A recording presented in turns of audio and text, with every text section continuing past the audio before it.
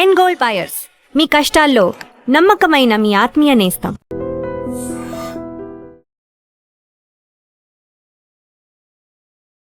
ఐడ్రీమ్ ప్రేక్షకులందరికీ నమస్కారం. ఈరోజు మనతో పాటు శృంగేరి శంకరమఠం ధర్మాధికారి, మహాలక్ష్మి దేవస్థానం పీఠాపురం ఇంద్రగంటి గోపాలకృష్ణ శర్మ గారు మనతో పాటు ఉన్నారు. మాట్లాడదాం. నమస్కారం గురుగారు. నమస్కారం. గురుగారు, సాధారణంగా చనిపోయిన వారి పేర్లు పిల్లలకి పెడుతూ ఉంటారు.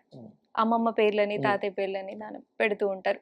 అసలు ఇలా పెట్టడం వల్ల మంచి జరుగుతుందా లేదా? మంచి ప్రశ్న అమ్మా. అసలు పెట్టవచ్చా పెట్టకూడదా అనేది ప్రశ్న. నిరభ్యంతరంగా పెట్టవచ్చు, సందేహమేం లేదు. అంటే పూర్వకాలం నుంచి గమనిస్తే పిల్లల పేర్లు పెట్టడానికి శాస్త్రంలో కొన్ని నియమాలు విధించబడ్డాయి. ఆ నియమాలని పాటిస్తూ ఆడపిల్లలకి బేసి, సరి, మగపిల్లలకి ఈ వ్యవస్థ ఒకటి ఉంది. సరి అక్షరాలు, బేసి అక్షరాలు రావాలని ఒకటి ఉంది. ఇది కాక గతించిన వాళ్ళ పేర్లు పెట్టవచ్చా అంటే వాళ్ళు జీవిస్తూ ఉంటే సరే, అలా గతించిన వాళ్ళ పేరు కూడా పెట్టవచ్చు, ఏం తప్పలేదు. కారణం ఏంటంటే తాతగారి పేరు మనవడికి పెట్టారనుకోండి, అది అనువంశికంగా ఆ తాతగారి పేరు చిన్న కొన్ని ఇళ్లలో మీరు గమనిస్తే పల్లెటూళ్ళలో ఒకే పేరు ఇద్దరికి ముగ్గురికి రిపీట్ అవుతూ ఉంటుంది ఇంట్లో వంశంలో. పెద్ద వెంకట్రావు అని పేరు పెట్టారు అనుకోండి, పెద్ద వెంకట్రావు, చిన్న వెంకట్రావు ఇలా పిలుచుకుంటూ ఉంటారు. అంటే అదే పేరుని వాళ్ళు కంటిన్యూ చేస్తూ ఉంటారు అనమాట. కొంతమంది మొదటి అక్షరంతో కూడా కలిసి వచ్చేలాగైనా పెడతారు. కానీ అది కూడా ప్రధానం. అలా చెప్పిన అలాగైనా చేయాలి. అక్షరాలను తీసుకునైనా పెట్టడం అనేది చేయాలి. అంటే ఇందులో ముఖ్య ఉద్దేశం ఏంటి, దీనికి శాస్త్రమైన రహస్యమైనా ఉందా, శాస్త్రబద్ధమైందా ఇదంటే, వాస్తుశాస్త్రాన్ని తీసుకుంటే దీంట్లో ప్రశ్నకి సమాధానం దొరుకుతుంది మనకి. ఒక ఇంటికి అర్వణం అనేది ఒకటి ఉంటుంది. అంటే సింహద్వారం, అర్వణం. అది ఏ సింహద్వారం ఏ ఇంటి పేరుకి నిర్ణయించేటప్పుడు మనిషి యొక్క మొదటి అక్షరాన్ని తీసుకుని నిర్ణయిస్తారు. ఉదాహరణకి ఒక ఇల్లు కట్టుకోవాలని ఎవరిని అనుకుంటే ఆ సింహద్వారం ఎటు ఉండాలి అని నిర్ణయించాల్సి వస్తే ఆ యజమాని మొదటి అక్షరంతో ప్రారంభమవుతుంది. అకటపయాది సూత్ర ప్రకారంగా అకచా పశ్చిమం ద్వారం తవర్గ పశ్చిమోత్తరే ధనదహ తపవర్గేచ యశఃపూర్వేతు దక్షిణే అనే ఒక సూత్రం ఆధారంగా ఆ నుంచి ఆహా వరకు, కా వరకు ఒక వర్గు, ఇలా వర్గులుగా విభజించారు మొత్తం వాస్తుశాస్త్రంలో, 8 వర్గులుగా. ఇందులో ఏ అక్షరంతో ప్రారంభమయ్యే వారికి ఏ సింహద్వారం పెట్టాలి అనే దాని గురించి వాస్తుశాస్త్రంలో చెప్పబడింది. ఇప్పుడు తాతగారి పేరు సుబ్రహ్మణ్యం గారు అనుకుందాం అమ్మా.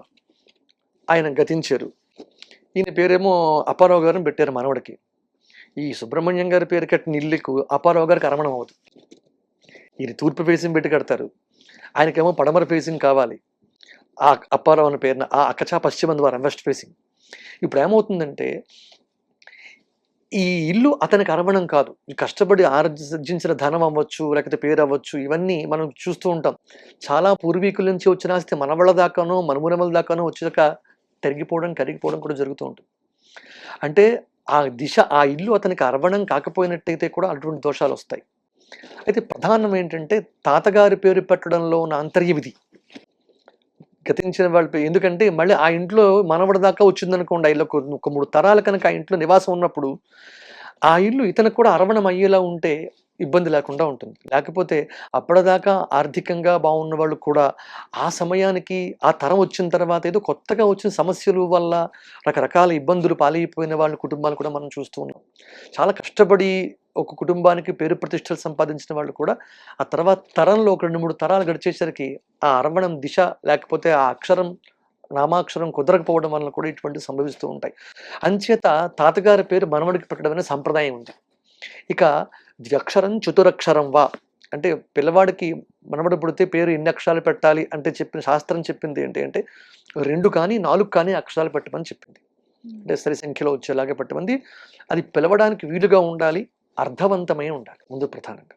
పెట్టి పిల్లలకి అర్థవంతంగా ఉండటం లేదు పేర్లేమి. అర్థవంతంగా ఉంటే ఏ భాషలో అర్థంగా ఉండాలి అంటే అన్నిటికన్నా మాతృభాష సంస్కృతం. సో అది ఒక అర్థవంతమైన పదం అయి ఉండాలి, తెలుగు భాషలోనే అర్థవంతమైనదే ఉండాలి. కొన్ని పదాలకి కొన్ని పేర్లకి ఎవరు మా పిల్లల పేరు పెట్టుకోకూడదండి, కొత్తగా ఉండాలనే తపనతోటి అర్థం లేని పేర్లు పెడుతూ ఉన్నారు.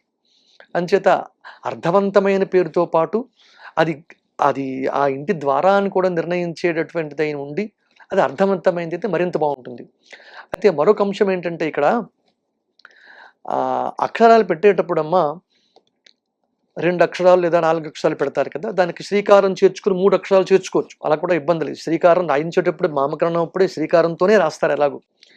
అయితే అంశులని ఇప్పుడు చూస్తారా, దేవాంశు, రేవాంశు, క్రియాంశు పేర్లు పెట్టేటప్పుడు అంశు అని చివరిని వస్తుంది కదా, అవన్నీ తప్పులే. నకారంకి పుల్లిచ్చి షావత్తు పెడితే అది అసలు అర్థం లేదు ఆ పదానికి. అది ఏ కోణంలో ఏ భాషలోనూ సరిగ్గా అర్థవంతమైంది అవ్వదు. అంటే దేవాంశ అని పెట్టినప్పుడు దైవాంశ అన్నప్పుడు దైవం యొక్క అంశ, భగవద్ అంశ అని అర్థం. తప్పులేదు అది పేరు, కానీ రాయడంలో పలకడంలో అంశ నకారంకి షావత్తు పట్టడం వల్ల ఏమవుతుందంటే అర్థం పోతుంది.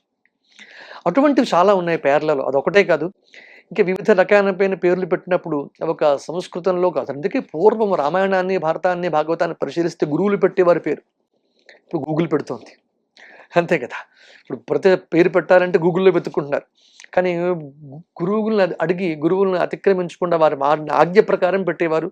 ఒక రామాయణం తిరిగేసిన వశిష్ఠుల వారి పేరు పెట్టినట్టు, ఒక గర్గుడి కృష్ణుడికి పేరు పెట్టబట్టి భాగవతంలోను ఇలా గురువుల చేత చెప్పబడినటువంటివి ఒక గ్రామటికల్ మిస్టేక్స్ లేకుండా, అలాగే ఒక సంప్రదాయబద్ధమైంది, తన కుటుంబానికి గొప్ప చేసేది, లేదా ఆ ఇంట్లో సరిపడేది, ఆ ఇంటికి సరిపడేది ఏదైతే ఆ పేరుని గురువులు సూచించేవారు, తద్వారా అది వృద్ధిని పొందేవారు వారు. అంచేత గతించిన వారు అనే సంబంధం లేదు ఇక్కడ. సుబ్రహ్మణ్యం అని పేరు పెట్టారు అనుకోండి, ఎవరిది అసలు పేరు?